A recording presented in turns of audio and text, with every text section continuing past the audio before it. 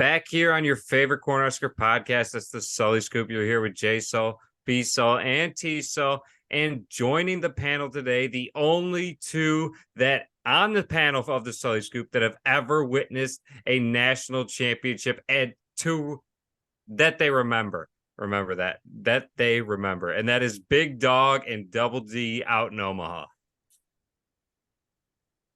Welcome back. Thanks, Brad. Yeah, glad to be back. Thanks for having me on again.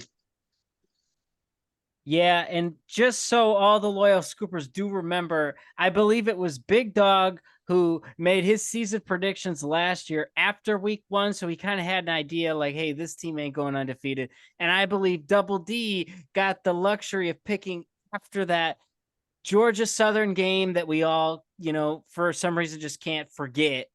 And he got to skate on by the season knowing exactly what it was going to feel like. Well, let's put that one behind us, guys. I agree. Let's leave this memory of Scott Frost coaching in the rearview mirror, and let's just jump into it. How do you guys feel about the Nebraska-Minnesota game? None of us are fans of opening up in Big Ten play, but how do you feel this game's going to go Thursday night up in Minneapolis?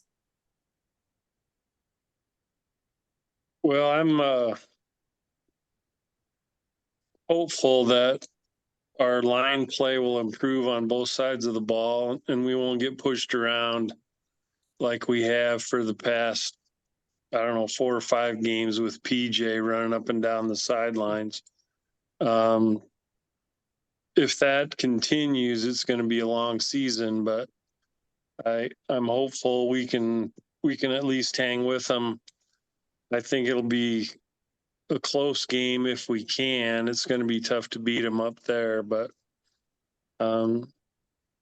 if we show good physically, I think it'll portend for a better season. I totally agree. It's going to come down to the offensive line, and what's killed us the last few times, and especially last year, was time of possession, where in some of those games, Palmer was electric. It could score really quick, but the problem was our defense couldn't go out and do a 3 and out or even 1 or 2 first downs and get the ball back. By the end of the game, I think last year, I think Minnesota had it, almost 10 minutes more than we did. And that by the fourth quarter just wears you down, especially against a running team like they are. Well, it didn't help that they had their 7th-year quarterback still there. and the running back, both of those guys are gone. So perhaps it'll be different this time around. Yeah, I'm looking forward to facing them without those guys for sure. Yeah, I certainly agree with you both there. It's nice to see Mo Abraham and Tanner Morgan moving on. How do you feel, though, with the new rules to college football and the clock not stopping after a first down? Do you think that's going to make the time of possession more lopsided? Not in Nebraska's favor against a Minnesota team that's going to run it. If I could see this turning into PJ really tried to hold the ball for an entire quarter if we cannot get him off the field.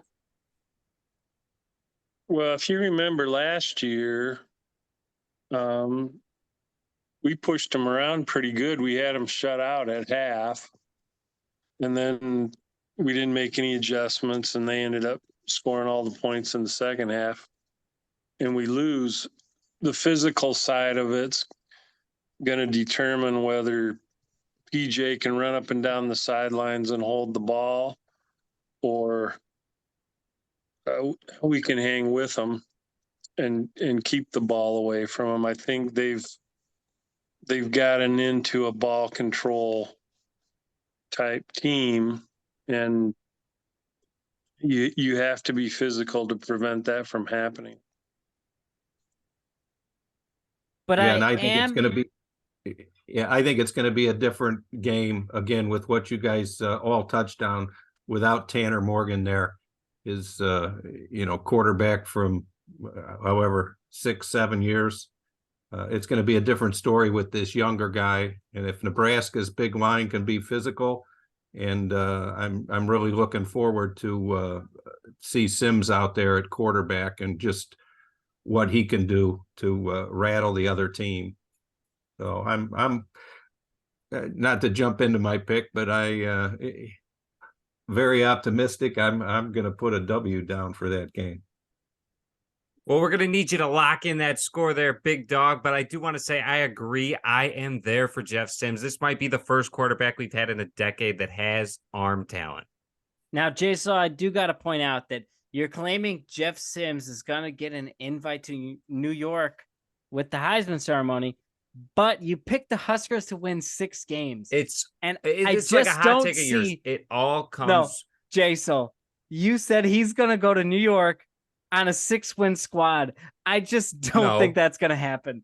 I said if BSul's predictions, which I did tell everyone that has listened to the Sully Scoop, BSul lives in a delusional world. If it happens and the Huskers go 10-2, 11-1, even 9-3, there is no way they are leaving out Jeff Sims from getting the invite to New York. He might not win it. My Twitter says otherwise. He might not win it, but he will be in New York. Double D, are you picking a Heisman ceremony appearance by Jeff Sims? Not unless I'm getting significant odds on the underdog side.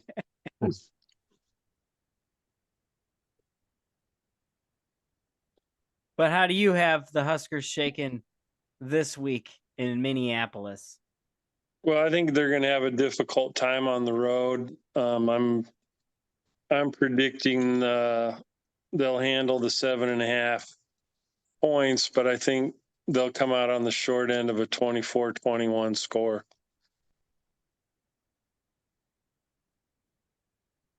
You're close. I got it almost the flip. I think Nebraska is going to go in there and be able to pull off the upset 24-20 in their favor. And just to recap, BSul has us beating Minnesota 21-17. JSul has us losing 24-17. I have us winning 24-17. And that game has been flipped multiple times there for TSul himself. So I'm right either way.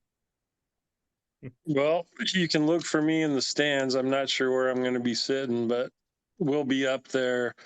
I'm not crazy about starting on a Thursday on the road. I think we'd have more fans there if it was a weekend game. True. Well, when you look at the Big Ten here trying to screw Nebraska, with whether it be schedule wise or anything like that, they decided they were only going to give us one of Michigan and Ohio State, not both this year. So they decided Thursday night to open the season up was just as good. And then Friday night in Urbana against Illinois. Don't forget that one too.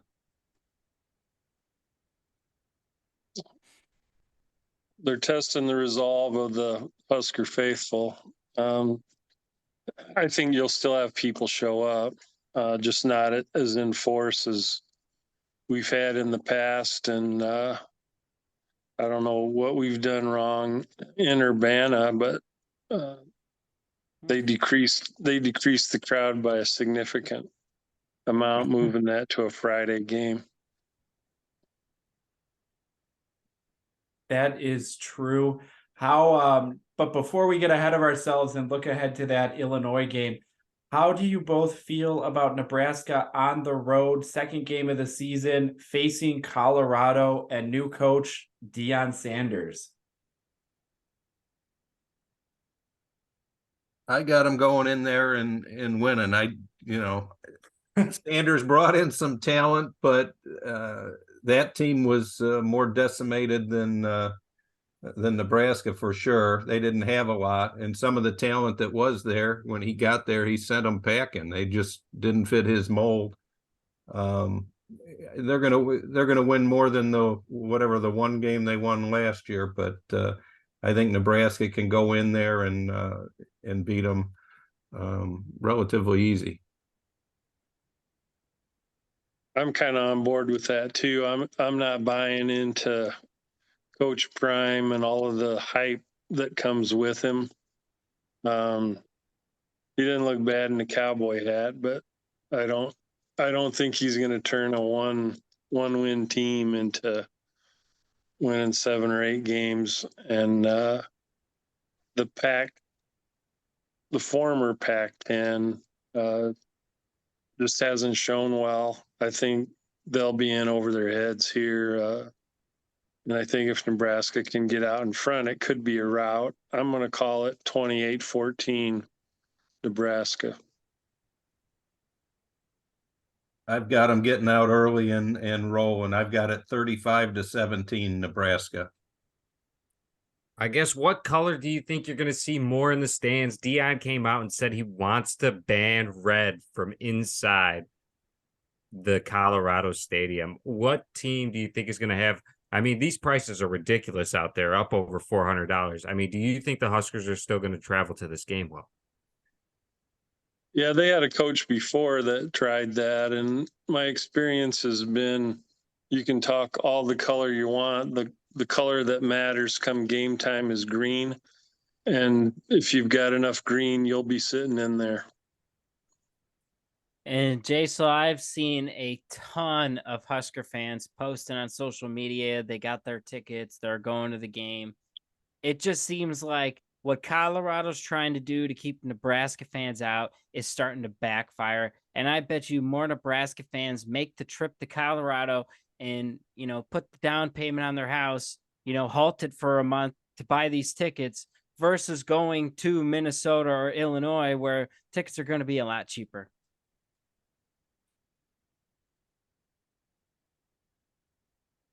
Well, having some experience in the secondary ticket market, I would advise all Nebraska fans to just show up and then see how many Colorado fans really want to go to the game.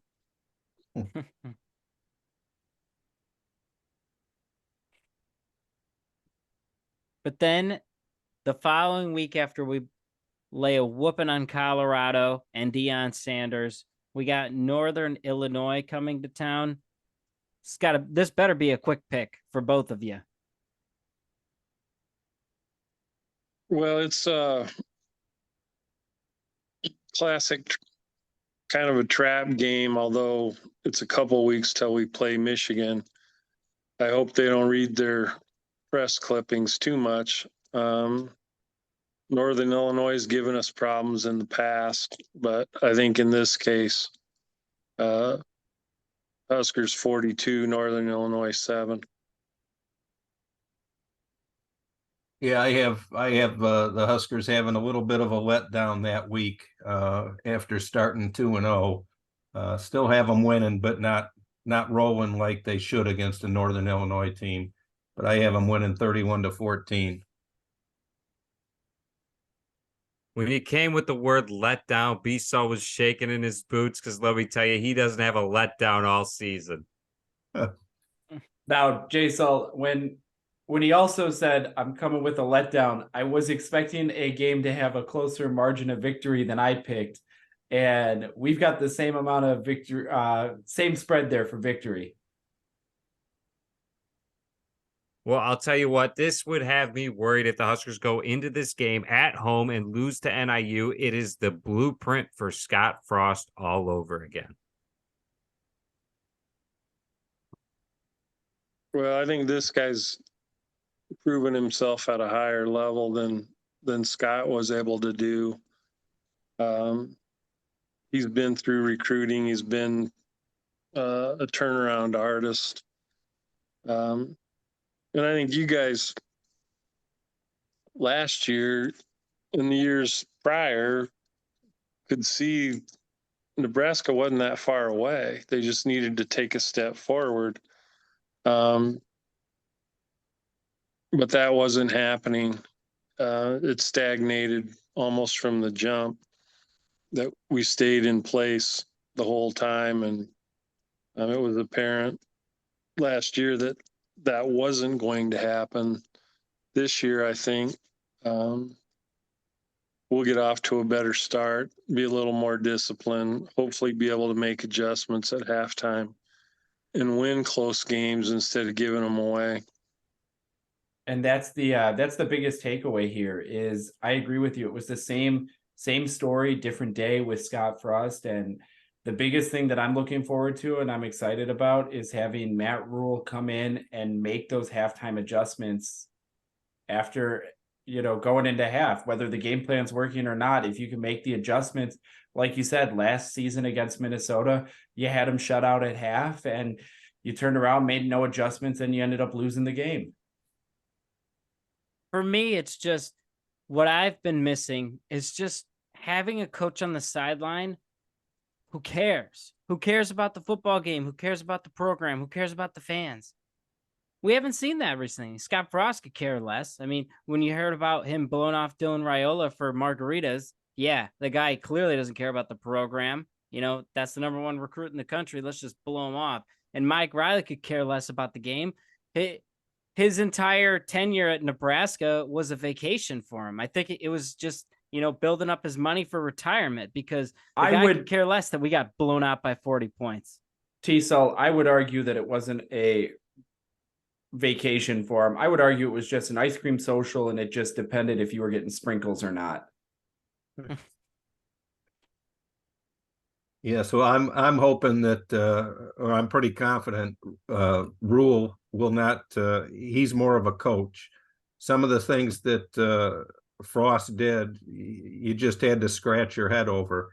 He should have been better at managing the clock than he was.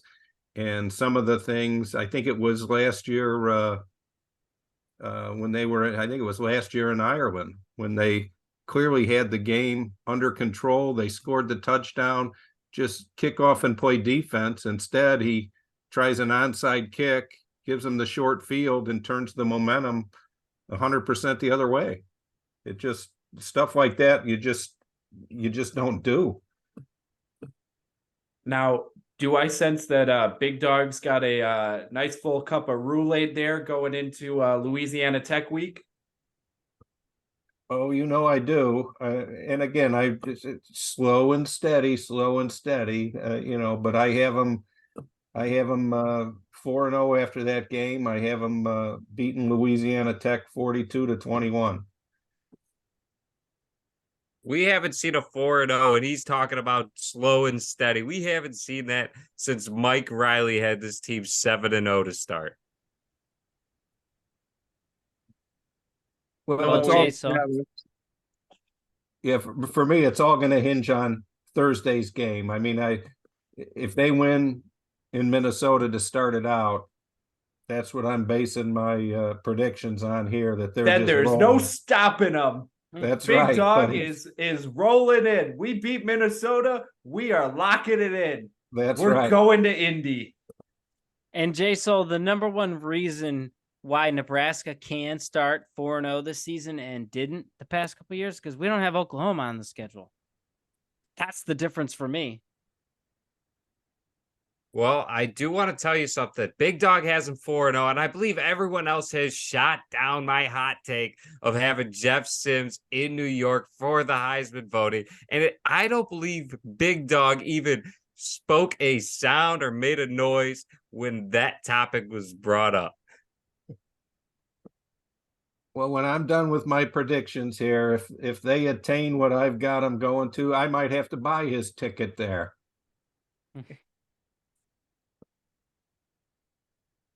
I think Louisiana Tech's a dangerous game as well, with our good friend Coach Khaki Pants around the corner.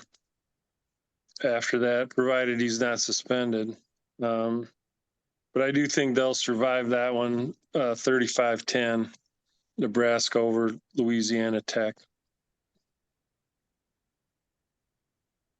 And then it's your buddy Khaki Pants coming to town. Double D, what do you got happening against him? Well, he's been the source of a lot of heartbreak over the years. When they've come to town, we've played them close and found a way to lose. Adrian Martinez fumbling the ball when we clearly had the game in hand. We've always played them tough here. I don't really see any reason for that not to occur again, although they handled us pretty good up there last year. But Michigan's pretty loaded. They've got a ton of returning starters. I think they're playing the portal pretty well. Very highly regarded going into the season. So I think it's going to be tough for our first year coach to beat them. I have it Michigan 31, Nebraska 24. Yeah, I agree. It's going to be tough. I have Michigan. Just the depth finally wearing down Nebraska. I think Nebraska will play them tough. Through maybe 3 quarters, and then I think they'll just tire out. Michigan's just got too much depth. I have Michigan coming in there and winning 35-17. Well, I'll tell you what, I think if this was an athletes game, a 7-on-7 matchup, would you take out the lines on both sides, offense and defense? I think the Huskers would match up fairly well. I think they have the athletes, they have the talent, at the prime positions, but when it comes down to football and there's 11 guys on the field, games are won and lost in the trenches. And I think Michigan at this day and age has the best offensive line and defensive line in the Big Ten. JSul, I would actually argue with you there. If it was 7-on-7 Nebraska versus Michigan, that's a first. I think I think Nebraska wins. Okay. The thing with Michigan, like you said, they got the best offensive line in the country and probably a top 5 defensive line in the country. I'm not going to give them the best because there are some other good teams like Georgia or I maybe just want to say Ohio State. I said in the Big Ten, though. In the Big Ten, not the country. Don't quote me wrong when some of these other teams start having the best offensive lines. Well, what I'm telling you, JSul, is Michigan's offensive line probably is the best in the country. But at least, when you look at their offensive line from last year, and a lot of those guys are back. So on paper, they should be about the same. Their defensive line, though, I might look Ohio State before Michigan. Well, I definitely would look Ohio State before Michigan. I might look even Iowa before Michigan. Like I said, they're top 5-ish in the country, top 3 for sure in the Big Ten. You take those 2 factors out of the game. I mean, they don't have a Trey Palmer. Last year, I think Nebraska would have beat him hands down. You need a one guy to beat those guys 7-on-7. And I would argue they don't have a Jeff Sims. Exactly. But when you factor in the offensive line, I'm with you. They're going to overpower us with those 2 factors, unless we could somehow figure out a way to play football without a line. Don't forget they still got Coach Khaki Pants, and he's known for screwing up on the big stage. So I think there's hope yet. Now, TSul and JSul, you guys can argue about best line in the Big Ten here, but I don't know that that's what matters here. What matters is we've got 2 people on who we need to get a take on a famous TSul hot take here. Double D, Big Dog. You've got some high scoring games there from the Huskers in the first 4 games of the season. TSul seems to think that Gabe Urban Jr. will have 7 touchdowns on the season by the Michigan game. Do you think that's realistic?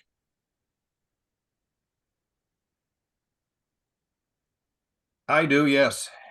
The only thing that would stop him would be if he's not in the game because they're blowing someone out and start putting in the second team. See, I think that there is so much depth in our running back room that even if they're calling him running back RB1, running back 1, regardless of what Matt Rule is going to call him, I think the 3 of them, between him, Ramir Johnson, and Anthony Grant, and I know Grant's put the ball on the ground during practice, I think the 3 of them are going to be switching out, keeping fresh legs, and continuing to just pound the ball against people here. And that's where I find it hard to believe that he's going to have 7 touchdowns in the first 4 games. Well, I think you hit the nail on the head when you mentioned Grant's fumbling prowess right now. So if you get down in the red zone, I take Grant out of the equation, and he's going to give it to someone that he doesn't think is going to fumble. That's just my thought. But that could change after Minnesota. If Grant gets, 10 carries against Minnesota and doesn't fumble and looks like he's holding the ball secure, come Colorado, maybe Anthony Grant's your red zone back. I just think there's a lot of things that could change in the first 4 games here as they find an identity on offense. Well, BSul, here's my thoughts on this: is if Gabe Ervin Jr. is as good as we expect him to be, I don't care how good Ramir Johnson you think that he is, or how good you think Anthony Grant is. If Gabe Ervin is the beast like we think he's going to be, like we think he's going to be the running back from the Tennessee Titans, he has the potential to be that good. If he's that good, you ain't taking him out of the game.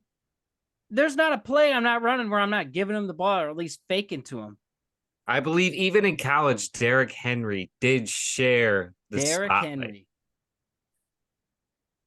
I'm kind of with Bill on this one, BSul. And I've got these games fairly lopsided in the Huskers' favor. I think particularly NIU and Louisiana Tech, Rule's going to be looking at what all he's got there. Frankly, I was pretty impressed with Grant last year for most of the year. I can't say the same for Ervin. Ervin had some, I think, injury difficulties, or perhaps he had difficulties with the coach. So I have a hard time seeing any one of those guys getting the bulk of the carries in the first 4 games, or 5 games, I guess.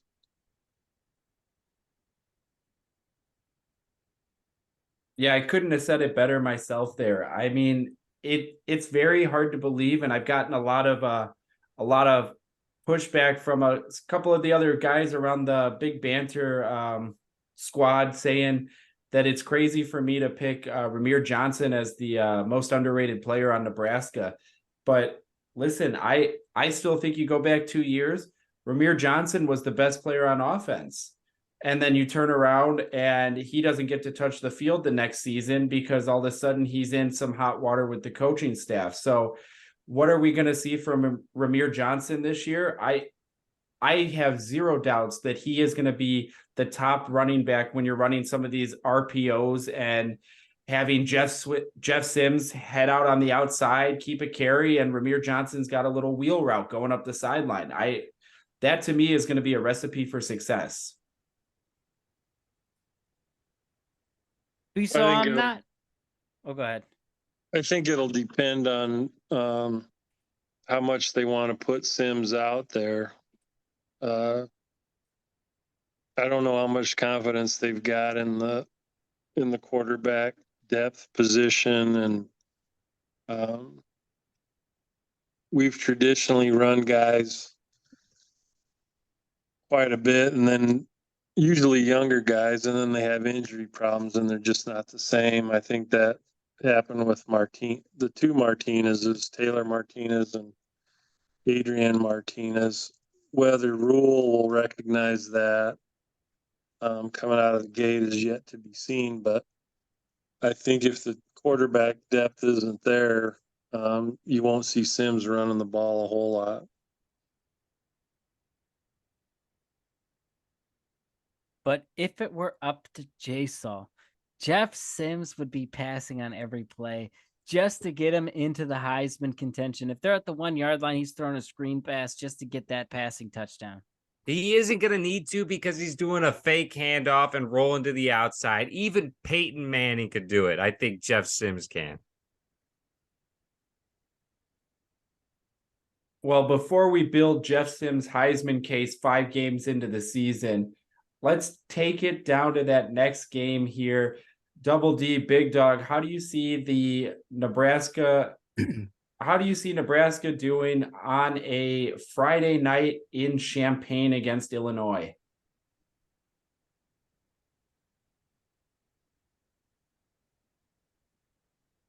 Well, I'll chime in. So I wasn't happy when they moved it to Friday night, as I don't think any of the Nebraska fans really were.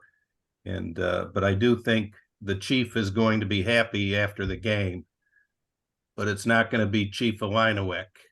It's going to be Chief Borders, who is happy. I think he's going to have a huge game playing in front of some of his family members that I'm sure will make the trek down to Champaign, since he's from Illinois.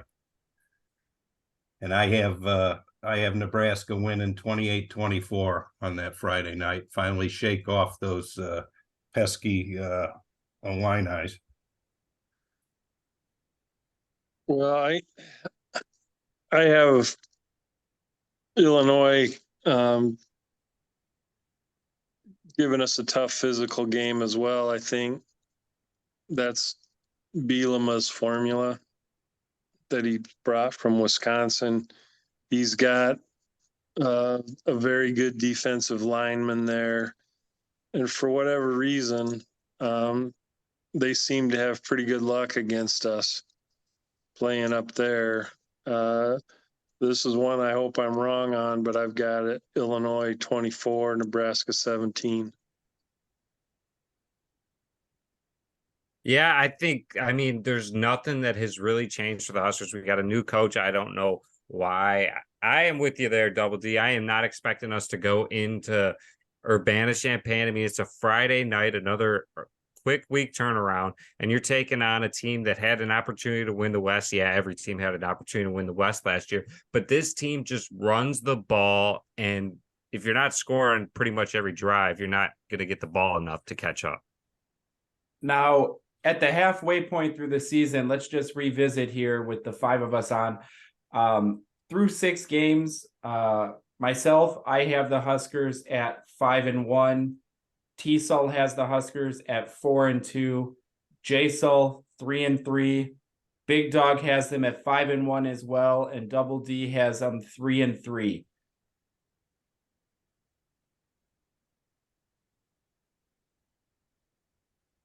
Sounds about right. Big Dog has apparently been drinking the same Kool-Aid as BSul, and I wouldn't be surprised if he starts calling for Jeff Sims' Heisman campaign as well as JSul. Even though JSul has him at 3-3, I'm still not quite sure how that correlates. But it's all lingering on BSul's picks here. But moving on to the next game against Northwestern, I would again assume most of us have the same pick. I think that's right. This is Northwestern's in pretty much disarray. As all you Scoopers know, that's kind of a tradition anymore to go see Nebraska Northwestern, regardless of where they're playing. Although we didn't make it over to Ireland last year, I think, thankfully, given how it worked out. And we really laid it on them 2 years ago, and I expect us to lay it on them again in this one to the tune of 49-3 Nebraska.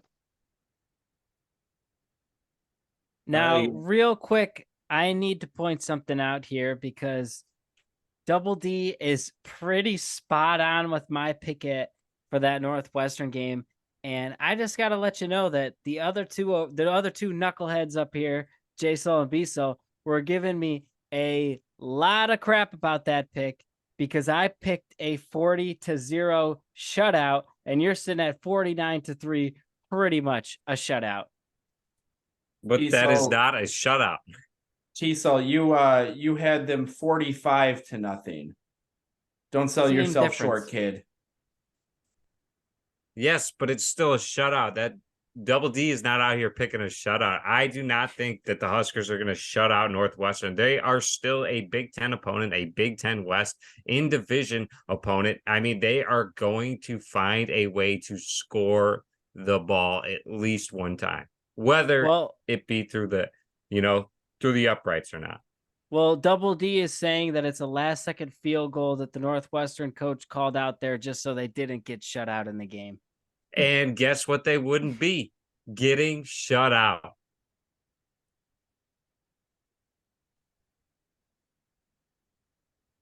Well, let me tell you, Big Dog probably picked the shutout.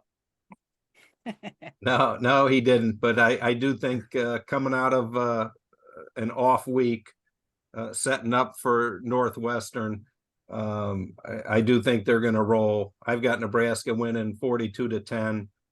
Shutout could very well happen. It's just tough to do because, as you know, in Nebraska, it doesn't always get the ball bouncing their ways, and it's just too easy to fumble and already have, give up the ball in your own territory and give up some cheap points. But I don't think they're going to struggle in the game. I think it'll be an easy win, 42-10.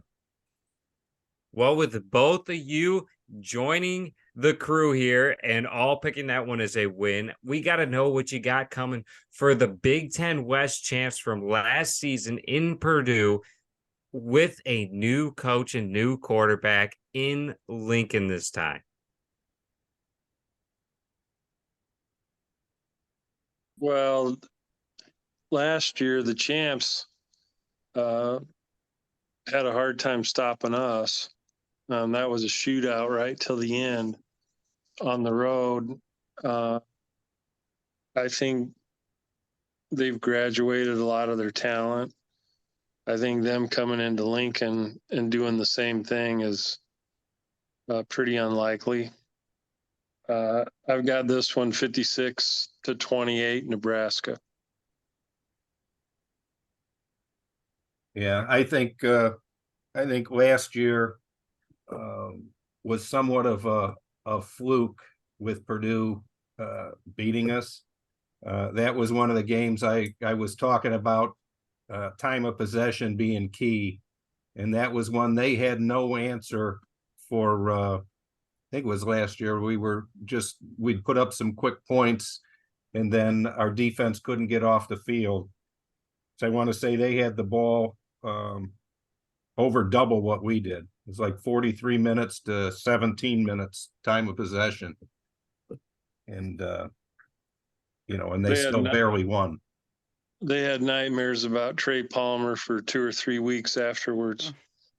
Yeah, they had no answer. But again, like I said, I like the quick scores, but you got to have a defense that can, get the other guys off the field and get it back to your offense. Or, it's tough to win a game if they've got the ball 43 minutes to your 17. By the end, your defense is tired. I think this year will be a different story. I've got Nebraska winning 35-20 in Lincoln. Now, before we bypass through Purdue completely here, I agree with you, Double D. I do know Purdue graduated a lot of talent there, but there's one guy that TSul has been having nightmares about since that game, and that is Mr. Devin Maccabee. And let's jump into another one of his hot takes here. He believes that Devin Maccabee will finish the year with more touchdowns than Gabe Ervin. Now, remember, Gabe Ervin will have 7 touchdowns before Michigan. And he believes Devin Maccabee will have 14 touchdowns on the year and finish with more touchdowns than Gabe Ervin. Does that seem like a realistic possibility to everybody? More than Gabe Ervin, possibly. 14 himself, unlikely. Well, let's just remember we went over the fact that Purdue lost their quarterback. They lost all their talent. And we know that this kid teams struggle to tackle. Weak teams, the entire West is weak teams. I think Purdue's got nothing else but to give this guy the football on almost every play. That makes them easy to stop when you know what's coming.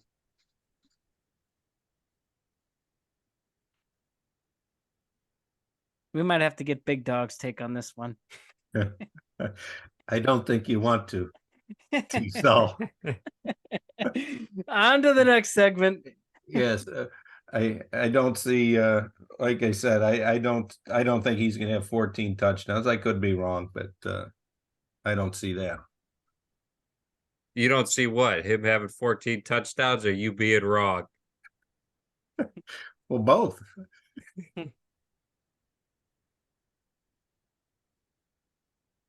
So let's go on to the final third of the season here.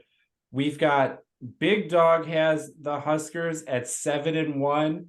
Double D has the Huskers at 5-3. We've got 4 games left on the season.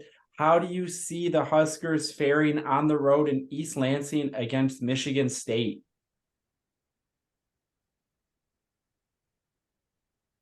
This was a tough one for me. I think it's, but I went with my heart on it. I still got them going into East Lansing. They always play Michigan State tough, usually have close games. I have Nebraska pulling out the win 24-13. But that's like I say, that could easily go the other way. Just at that phase in the schedule, and depending on how healthy Nebraska is by the time they get to that game. Yeah, I had a tough time with this one as well. Michigan State's another team that just seems to have our number. I think at this point in the season, Tucker will be fearing for his job. You all recall the punt to the wrong side of the field that they took back late in the game to win. 2 years ago when we were up there. I see something similar happening here. I hope I'm wrong about it, but this is one game I think that we should win, but we're going to lose 24-21. Michigan State's what I have. And Double D, that means that according to BSul, you have the Huskers losing to the most overrated coach in all of college football. That's correct. And with those picks coming in, I'll tell you what, coming to Lincoln is TSul's best quarterback in college football, Tua's brother. Everyone knows him as Tua's brother. He doesn't even have his own name for himself yet. How do you guys see this game going in Lincoln with quote unquote the best quarterback in college football? In the Big Ten. Now, JSul, he's backing it up here, saying just in the Big Ten. We also need to point out that TSul has Maryland finishing in the top 3 of the Big Ten East there. So being better than Penn State, Michigan, or Ohio State. He won't lock in which one. I'm telling you, it's Penn State. He also has Tulia Tungavaloa in New York on Heisman ceremony night. And so it really begs the question, do you think the Huskers can keep up with this Maryland team that TSul views as a juggernaut? Well, if you're asking me and drinking your Kool-Aid there, BSul, with my Heisman guy going to be in New York, you're darn right we're keeping up. I think TSul's guy's probably going to be watching from the sidelines in street clothes from this game. I don't see him getting through the year in one piece, given his track record. I got this one, Huskers 31, Maryland 21. As a win or a loss? Nebraska winning 31-21.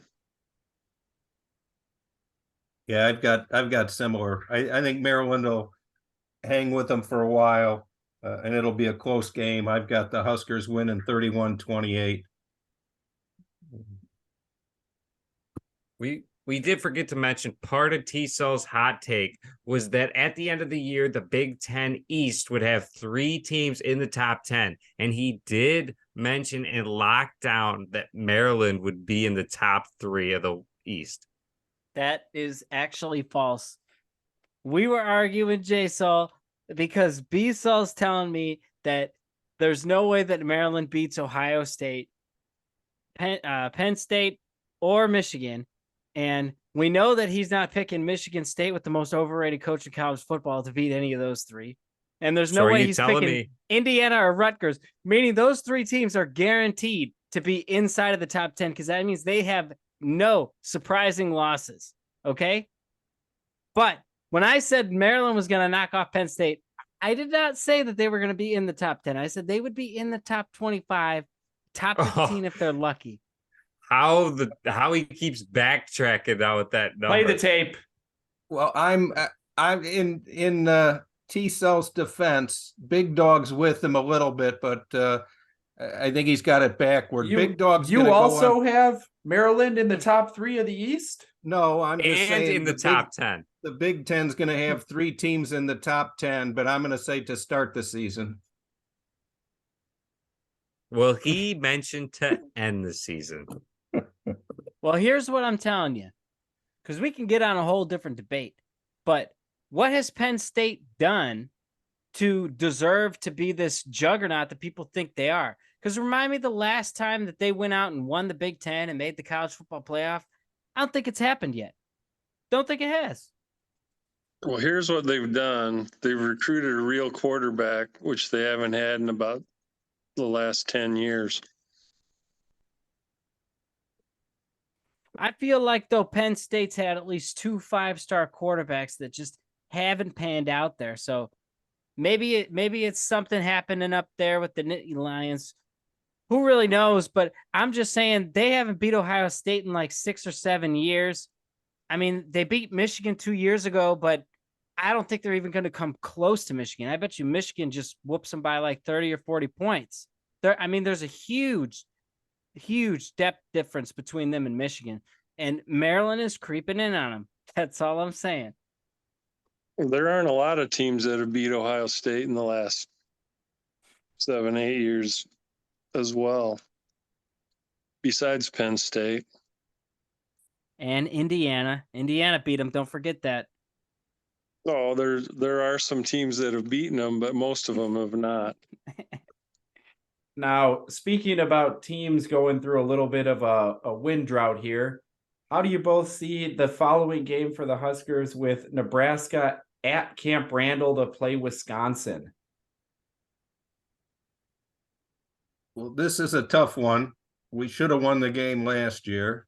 And I'm picking more with my heart because I just will not pick Wisconsin.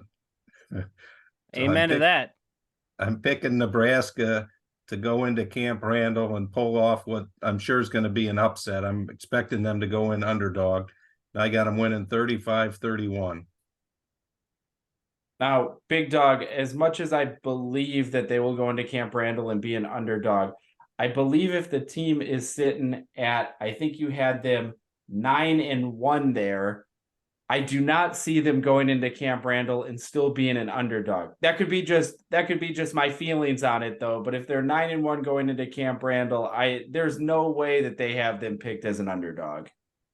They do a lot of strange things when you're the visiting team in college sports. I would still expect them to be an underdog.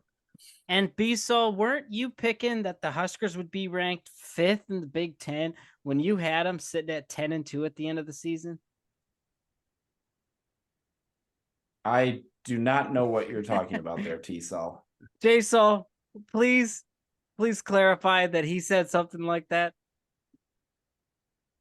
I do not recall this, but it would not surprise me. He does live in a delusional world. How could that be possible? I've got Nebraska representing the Big Ten West to the championship game. I wouldn't have said they were the 5th best team in the conference. That's what we had an issue with. You came in saying that they were going to be the 5th best team in the conference because you said 2 teams were getting in the college football playoff from the Big Ten. Nebraska's getting overlooked in the Rose Bowl. Nope. They're not getting overlooked in the Rose Bowl. They're in the Rose Bowl in his predictions. So now we already know you're confusing me with somebody else because we all know I didn't pick 2 Big Ten teams to go to the college football playoff. Just one. And it's your Huskers. I had a tough time with this one as well. Wisconsin with Braylon Allen and their line. They're, as I understand it, trying to go to an air raid offense with Fickle. So I think they're going to struggle dealing with that. They weren't exactly a scoring machine last year. They'll try to ball control as well. So I think the Minnesota game will be a good indicator of how this one's going to go. They're another team that has had an awful lot of luck against us over the years. So I don't see us knocking them off up there, but I see us playing them really close. And I got Wisconsin 14-13, winning the game at home.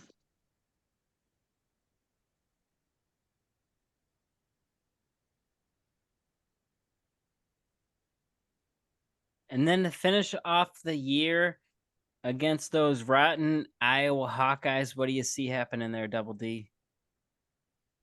Well, I think Iowa will put up about as much as they normally did last year. I got them chalking up a safety somewhere along in the game and losing 28-2.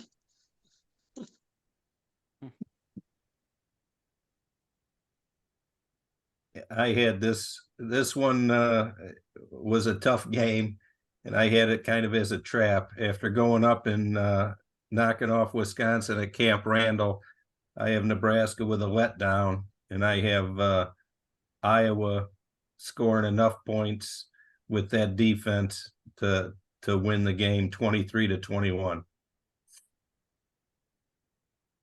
And that, ladies and gentlemen, is what we call a panic pick from Big Dog when he just looked at his sheet and realized he's picking them to only lose one game and go on to the college football playoffs.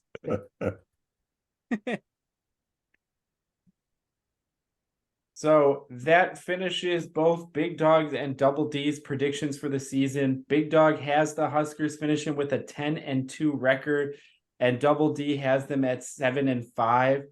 After that, how do you both see the Big Ten championship game lining up? Who's representing the West and who's representing the East? We'll have Ohio State coming out of the East. The West is wide open. There's not a team that impresses me as being a big favorite there. I don't think Wisconsin will sort out their offense. I have a hard time believing in PJ after losing his two veteran players. I'm leaning a little bit towards Big Brett Bielema at Illinois, but he's lost some big talent as well. I can't. I think Nebraska's got as good a shot as any, but I think I'm going to go with Illinois.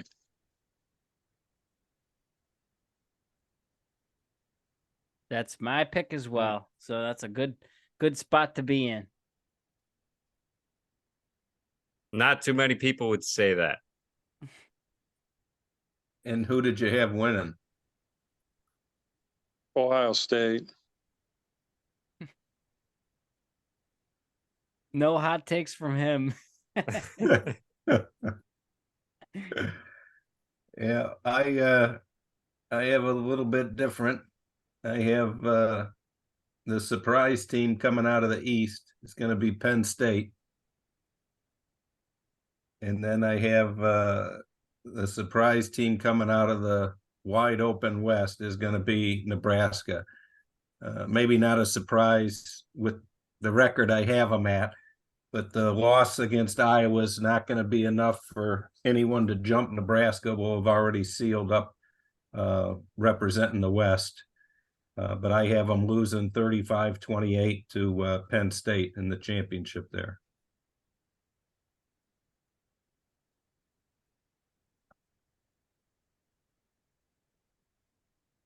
So let the loyal scoopers here listen to this.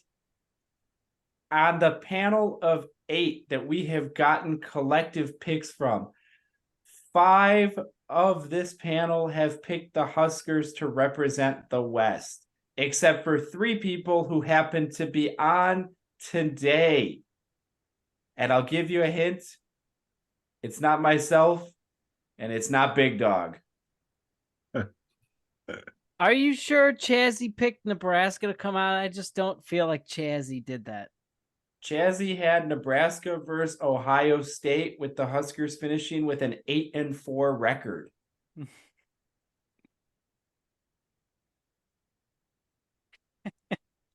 Well, I would like to point out that JSul has picked the Huskers with the worst record out of everyone who's come on. Well, let me tell you something. I have bought in previous years. This year, I am not bought in.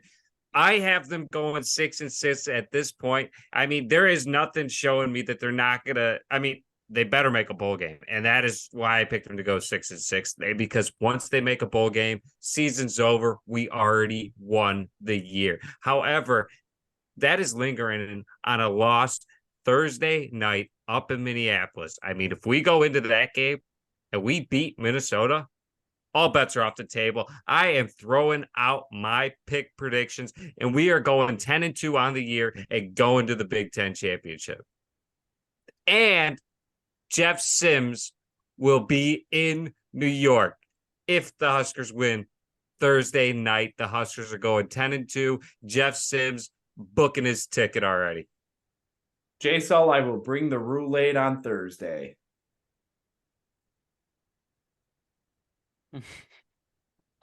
Now, let's take a look here. Double D, Big Dog, who do you see as the top offensive player for the Huskers this year?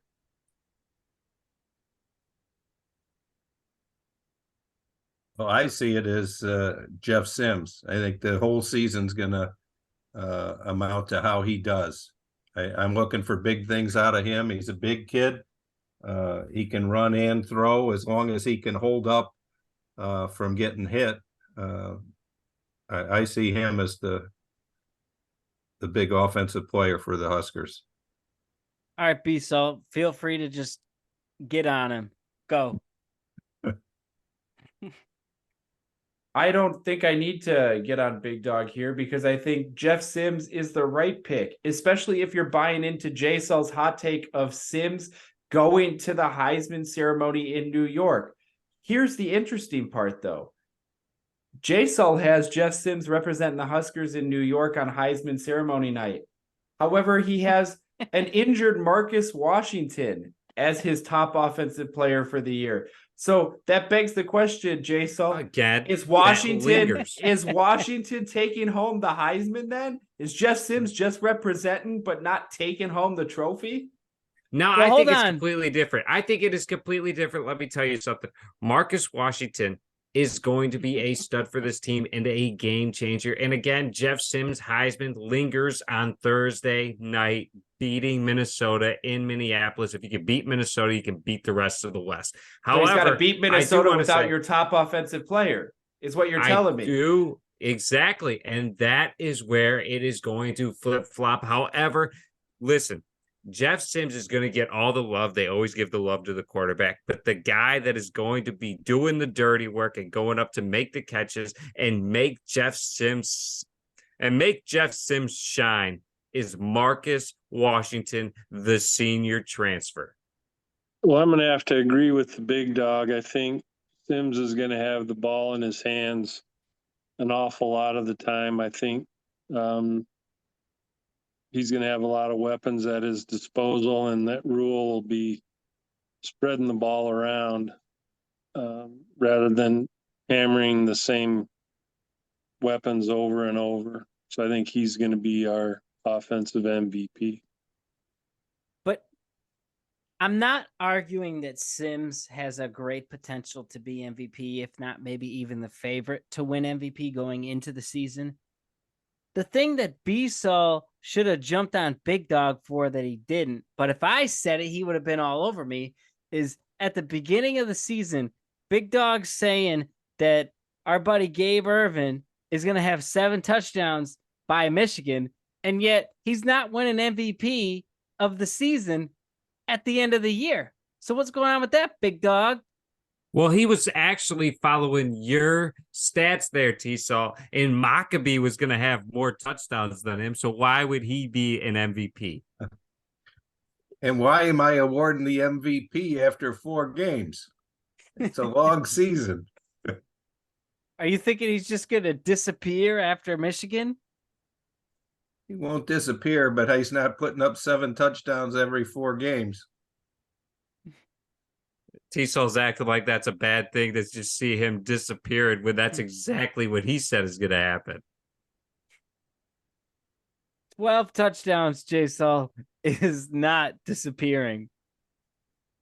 I would argue it is when you start with 7 in the first 4 games. Well, maybe he's got injury problems. I don't know what to tell you. So I agree with both of you. I've got Jeff Sims as well as Chazzy and Paul as the offensive MVP for this team. But how do you see the defensive side of the ball? Who is your top performer on defense for this team? Well, I think we've had a long string of very good defensive backs. I'm expecting to see big things out of Malcolm Hartzog. I think he's a good return man as well. Again, counting on getting pressure from our line. We'll see how that materializes in Minnesota. But I think if we can get pressure on the other teams and with the scores that I'm expecting from Nebraska, I think they'll be throwing against us, and Mr. Hartzog will have plenty of opportunities to make big defensive plays. Now, do you feel that Hartzog has a better chance because of his ability to take the ball away? Whereas on the other side of him is Quentin Newsome, who really the last couple of years has been just really a lockdown corner. He hasn't necessarily had the takeaways, but he's really locked down the opposing receivers. Well, I think they play off each other. The fact that Newsome's on the other side and has the longer track record, they'll likely go after Hartzog or perhaps the safeties rather than Newsome.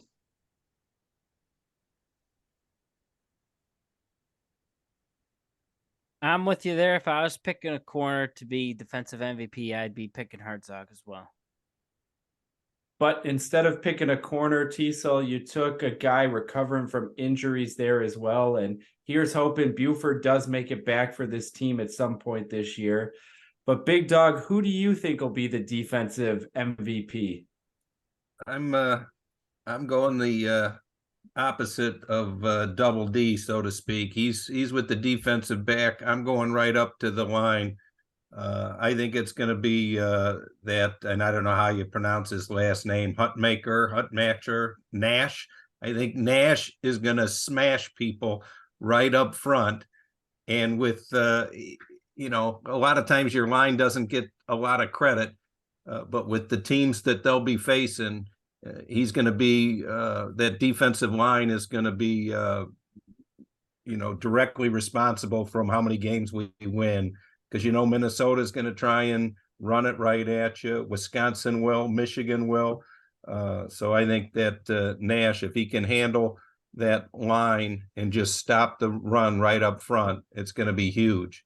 And I like that when I was reading about him, he's a former wrestler too. So I like the guys that know how to use their body weight in a scrum situation and leverage them right on through and make the tackle.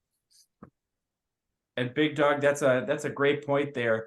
The Polar Bear, as his nickname is, was a huge wrestler back in high school, and Mr. Paul Kelly touched on that last week, saying back when he was coaching wrestling, he was watching a lot of clips and seeing how good the Polar Bear was as a wrestler. And I agree with you. I think he could be a difference maker on the front, in the front seven.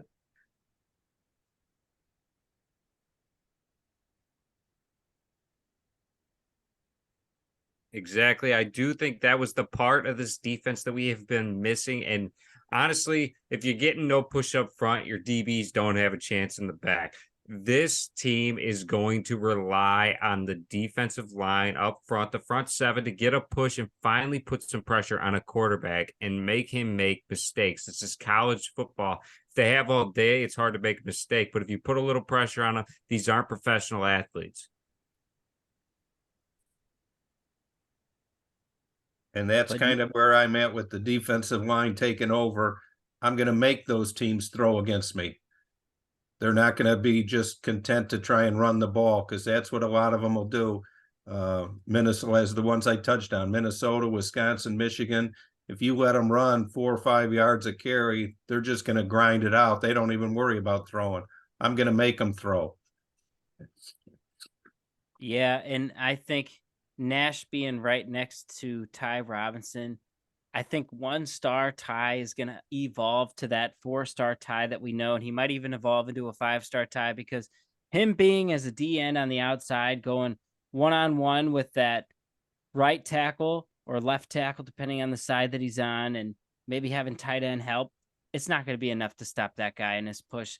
So if I were repicking my defensive MVP, I might lean him, but I'm going to stick with Buford, because I think Buford is just going to be the leader for the defense when he does get back out there, because ultimately your defensive MVP is not going to be made out there against Northern Illinois or Louisiana Tech or whoever that Louisiana team was. No, your defensive MVP is going to be decided when you go in there and you knock out Wisconsin, or you go out there and you knock out Indiana, or Iowa.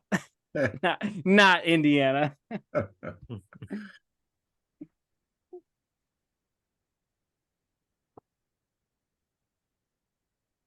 But then that leads us to playoff predictions. And we got to find out who you guys got as your 4 playoff teams this season.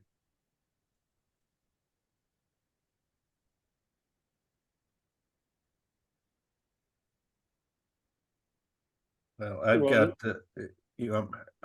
I'll jump in. I got no surprise, probably Georgia being one of them. I think coming out of the SEC, and the weaker side of the SEC, I just don't see Georgia losing more than one game, and a 1-loss team is going to make the playoffs, in my opinion. I think the other side is toss up between Alabama and LSU. I think Alabama is going to be back, though. I just think they got the devil coaching them. He made some deal with the devil. That's why they made him change his name, put a B in there instead of a T. So I've got the 2 SEC teams in. I think I'm going to go with the surprise team I had winning the Big Ten. Penn State, I think, is going to be in there. And then I'm going to go with, I think, USC. Just because I think their record will just get them in there. I don't know that they're necessarily going to be the 4th best team, but I don't see them losing a lot. And with the quarterback they have, I think I could see them running undefeated. Now, Big Dog, you hit the nail on the head there. TSul's most recent hot take that he gave was that USC will be the only undefeated team in college football. And I got to ask you, you got them sneaking in. You said you really don't think they're a top 4 team there. Do you think it's because they are the only undefeated team in college football? Yes, I would say that would be what stamps their ticket. Well, there you heard it, BSul. He tried to drop it and it just blew up in his face.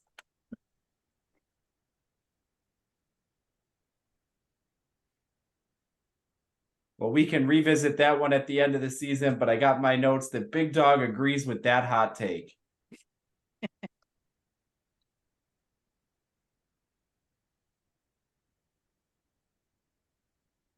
Well, you guys have misquoted Big Dog several times, so I got to start making notes here. That's all right. All of the loyal scoopers heard here first. Big Dog believes USC makes the college football playoffs as the only undefeated team in college football. Well, I didn't say they were the only. I just said they would be undefeated to make it. I do want to say that I believe BSul has been quoting Big Dog. Now, I might be off on something, but did Alabama go after Mike Riley before they got Nick Saban. Now, is that something that you said, Big Dog? Not sure where you read it. BSul has been saying you have come out with this story. I think Well, that is true. hold Is on. true. I think BSul's story with that is that Big Dog was saying Alabama messed up hiring Saban and they should have gotten Mike Riley. No, that would be a misquote. And it sounds like it might have been a misquote anyway. I didn't have them I didn't have them hiring Saban because Mike Riley turned him down. I did say that Alabama wanted to hire Mike Riley, but it was a different time frame. It was before Saban. It was like two coaches before, because Riley used to play for Alabama. They wanted a former player back that played for Bear Bryant. You can Google and look at the articles, but it was like 2002 or 2003 when Alabama was in trouble. NCAA infractions were looming. 2007, back when they hired Nick Saban back. Riley, it was kind of close. Riley he might have been in the NFL at that time. I'm not sure. You'll find this jotted down, this article on bigdog.com. That was when they were deciding between the coach of the Chargers and the coach of the Dolphins, and it just so happened they got Nick Saban from Miami instead of Mike Riley out of San Diego. Well, back me up here, Double D. Oh, I don't follow the NFL, Big Dog. He's not jumping on that one. Well, I will have to send you. I will Google it. I'll have to send you the articles. But if you Google Alabama and Mike Riley, I'm sure it'll come up. Those two should not be named in the same sentence there, Big Dog. And I'll tell you, I'm the king of hot takes on this one. I'm not even willing to jump on that one with you. Well, you'd be wrong. Alabama was in trouble back before Saban.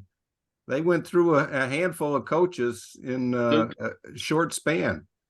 Does the name David Shula mean anything to you guys?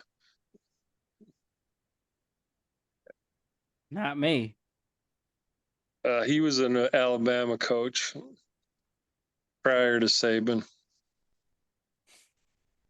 Yeah, and they had the one the guy. fact that you guys haven't even heard of him tells you how well he did.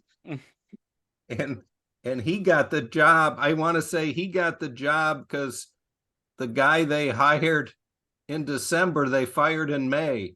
So he never even coached for them when they were under NCAA infractions. And then they hired Shula, who didn't do well. And then they gave him his walking papers.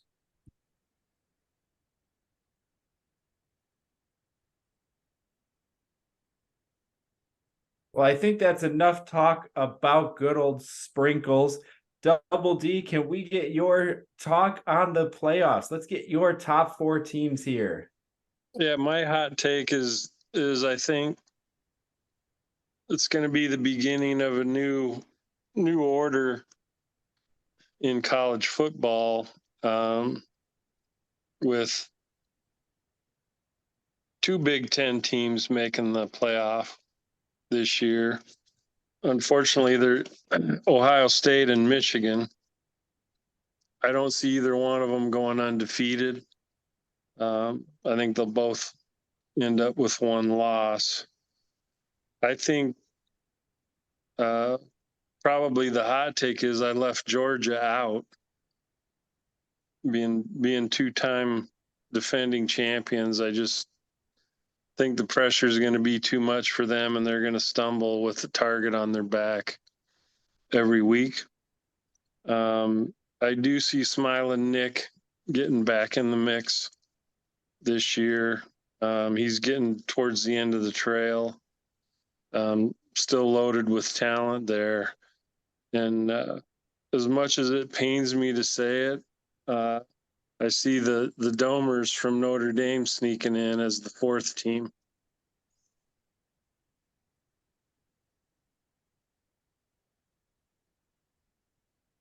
You lost me on that one, Double D. I'm telling you, there's no chance Notre Dame's getting in. That would be because that means they have to eliminate Ohio State. I thought that was one of TSul's hot takes for a minute. Well, it's That's, kind of, I think it kind of is. I've probably been listening to the scoop a little too much, and it's rubbing off on me. I mean, I do have to tell you this. At least Notre Dame plays some talent here. Unlike JSul's surprise team getting in and Green Wave. Let me tell you, you do not have to play anyone if you end the year undefeated. And that is exactly what the big green wave is going to do. And Tulane is making it. Don't forget, they are ranked right now. Their only ranked team they play is Ole Miss week 2. If they beat Ole Miss, it is a cakewalk into the postseason. JSul, was it a cakewalk into the postseason last year when you jumped on the Houston Cougar bandwagon with BSul? You know, I did find myself on the wrong train, and that was one that BSul was driving. This one, he is not the captain here of this ship. And let me tell you something, the big green wave is riding into the town, and they are going to the playoff. JSul, unfortunately, you haven't been on the right ship yet. And TSul, he is just throwing out what is basically one of your hot takes here, hoping that something sticks.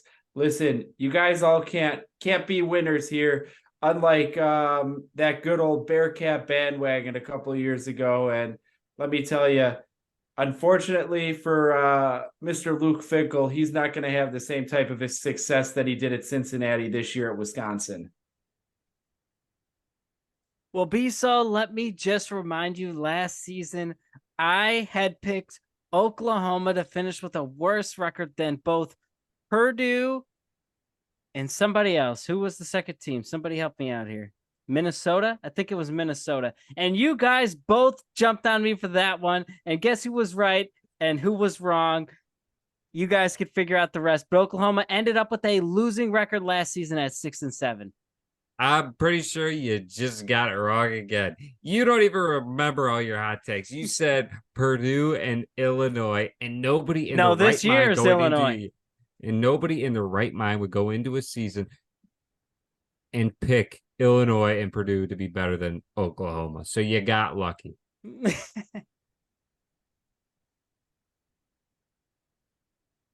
JSul, I didn't get lucky. I just know that Oklahoma hired the wrong guy, and I promise you this, he's gone by season's end. I think they got a Mike Riley situation happening in Norman, Oklahoma.